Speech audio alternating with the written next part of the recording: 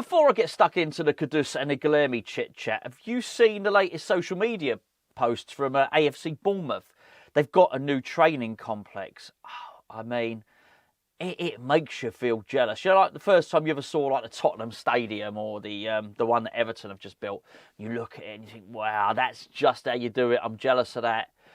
I've got that sort of envy. I was going to say FOMO. There's no FOMO because we're not missing out on anything. It's not ours. Just green-eyed jealousy at AFC Bournemouth's training complex. I mean, it just looks absolutely magnificent. It's like something off of James Bond, like where a bad dude lives. You know, like in some wonderful complex sort of dug into the mountainside or something like that.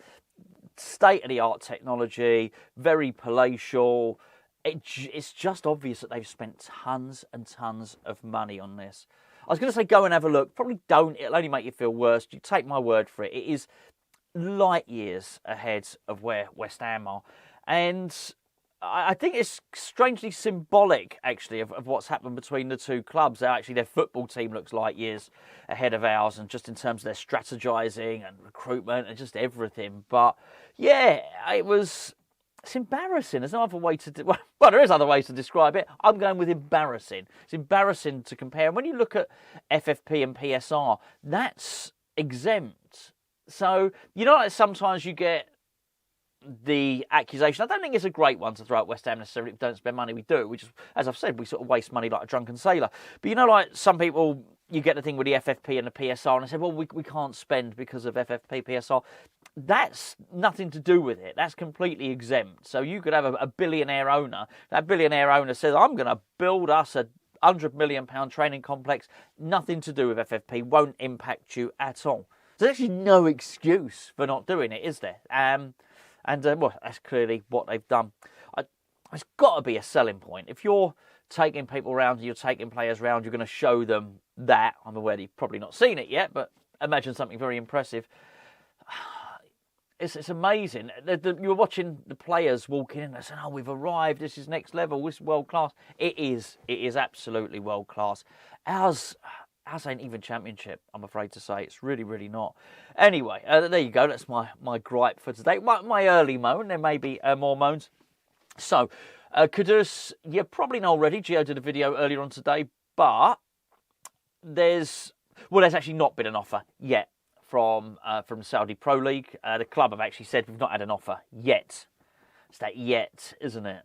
it's the yet. Stick yet at the end of anything. And you're going to sell your car? No. You're going to sell your car? I'm not selling it yet. They mean completely two different things, don't they? So we've not had a bid yet would indicate that something is coming. He was very much for sale. He was very much for sale in the build-up to the January transfer window. When I say the build-up, October, November, he was still, I think, riding on the crest of the wave of the previous season, his first season at West Ham. And the club had said, if we get £150 million bids for him, we won't be able to turn it down. Go and look at videos from that time. Go look at articles from that time. He was for sale, right? Officially, unofficially, whatever. And then what happened was we got an injury crisis. From it, everyone got injured, including Bowen, Fulkrug, Antonio, everybody. We just weren't in a position to sell Mohammed Kudus.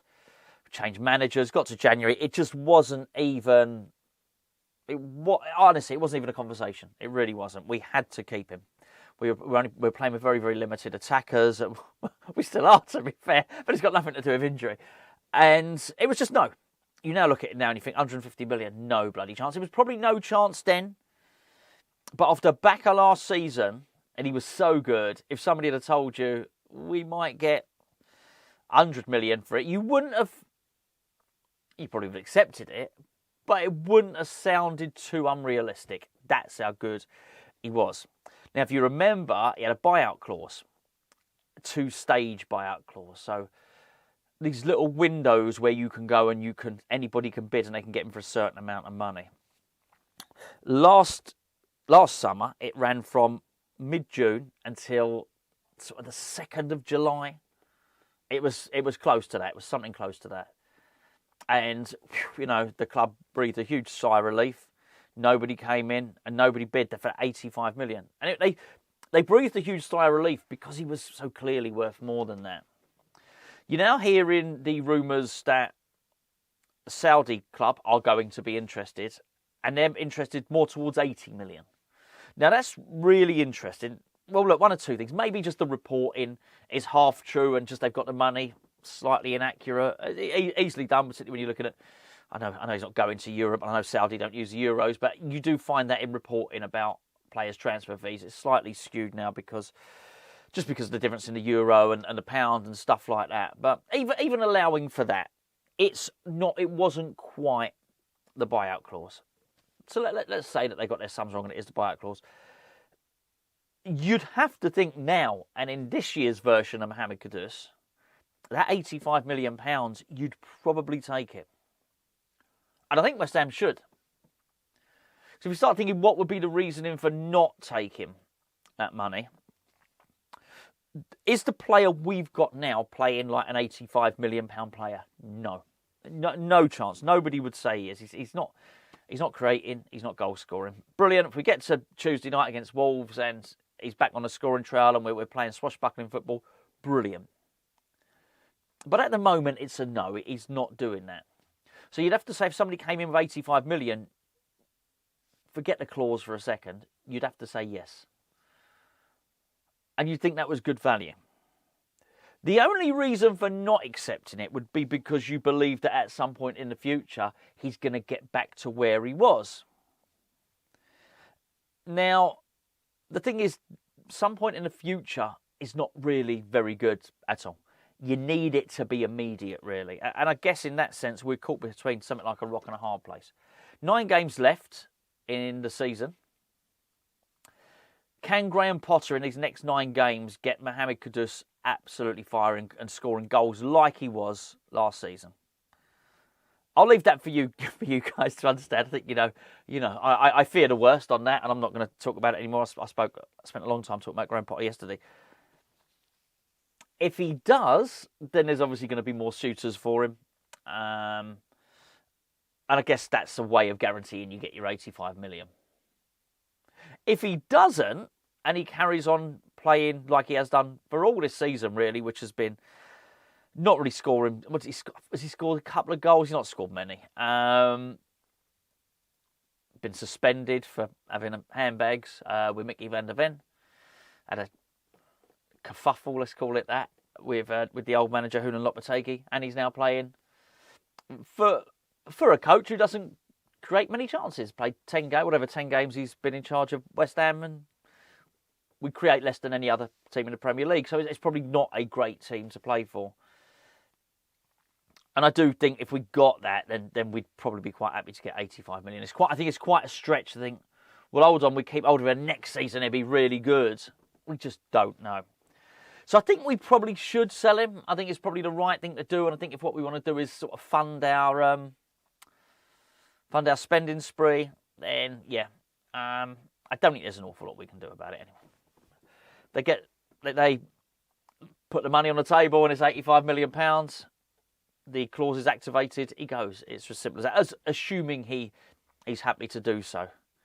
But it's amazing. I think if you'd have spoken to Kudus after he left Ajax and he was joining West Ham, he was joining a team that had just won a European trophy. We were in Europe at the time, and he was probably thinking, no, my focus is on Europe and playing well in Europe. I think at the moment, he'd probably look at how West Ham are playing and think, well, actually, not leaving a European team. There's probably not a lot of options to go to a European team. Maybe move to the Saudi Pro League and move for quite big money. Anyway. On to Guilherme. Actually, before I do, this video is sponsored by Surfshark. Who are Surfshark? They're a VPN. What's a VPN? A VPN is a way that you can protect the device that you are watching this video on. Now, it could be watching it on your TV, could be watching it on your laptop, could be watching it on your phone. Let's assume for a minute you're watching it on your phone. There's a lot of stuff on your phone. There's a lot of passwords, there's a lot of codes. More importantly, your banking app is on your phone. You do not want people getting that sort of stuff. But make no mistake about it, if you're out walking the streets on the 5G, your phone can be hacked. If you're out in a restaurant using the restaurant Wi-Fi, your phone can be hacked. Anytime you use a public Wi-Fi, your phone can be hacked. What a VPN does is puts a level of encryption and a level of security between you and the hackers. That's the That's the dance. That's not that dance. That's the dance that the New Zealand All Black rugby team do. Anyway, you know what I'm talking about with the hackers. The hackers, that's the one. VPN, Surfshark, we've got a really good deal for you. The link is in the description below. And the discount code is HammersChat, all one word. Or you can just go to surfshark.com/HammersChat.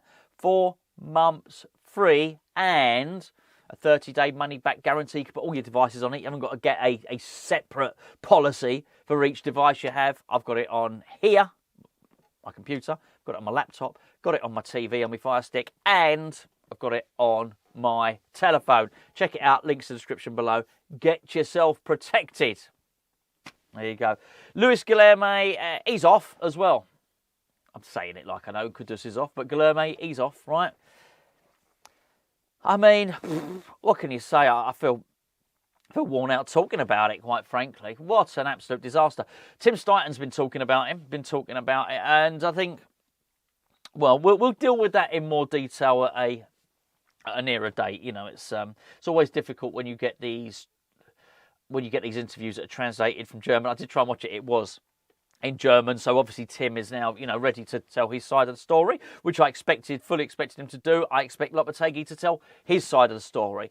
I think the sort of fact of the matter is, I think it wouldn't be unfair. I'm not paraphrasing him too inaccurately for him to say that he still expects Guilherme to turn into a world-class player or a top-class player. He might not have said world-class. We're back to pretty much what we were saying with Kudus then. What's the point in us keeping him? Because you might believe that he could turn into a top-class player. That's very different to whether you believe he's going to do that at West Ham. Again, the evidence would suggest he probably won't. He's not getting a chance. He's just not. I don't know. There were 2 bonkers decisions in January, quite frankly. The first one was to hire Evan Ferguson to cover for Füllkrug. Hilarious. He's not had a start, and now Füllkrug is ready to start again. We've discussed that anyway. There's no point discussing it further. The other one was to think, well, you know what, that Guilherme, we'll keep him here and we'll give him a chance, and then keep him here and not give him a chance. We had the offer of money back from Flamengo. £20 million.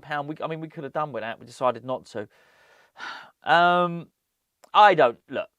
Maybe it's indecision. Maybe it's just the best of intentions from Potter, who thought I am going to use Guilherme. I am going to use Ferguson. Maybe envisage them both playing in the same team at some point. I don't know. It hasn't happened for whatever reason. In many respects, it doesn't matter why it hasn't happened.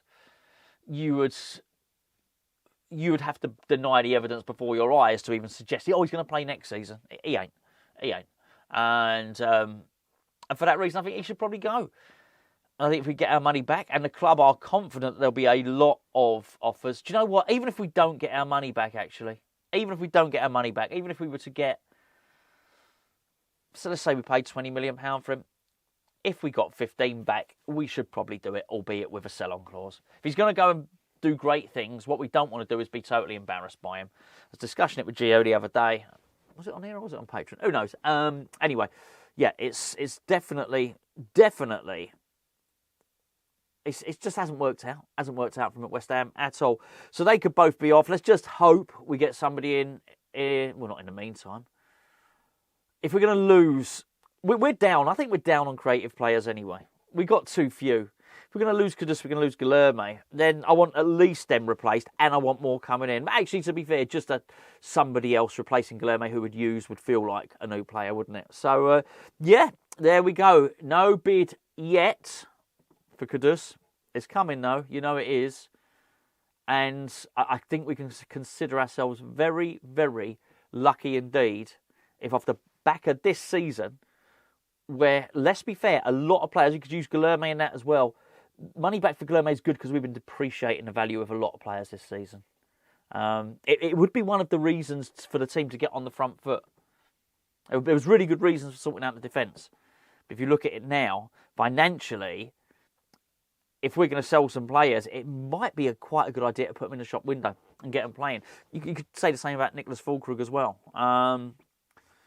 Because if, as it seems, we're probably going to keep the defenders, but we want to sell quite a few of the attackers, offload the attackers. Maybe we want to showcase them and showcase their ability.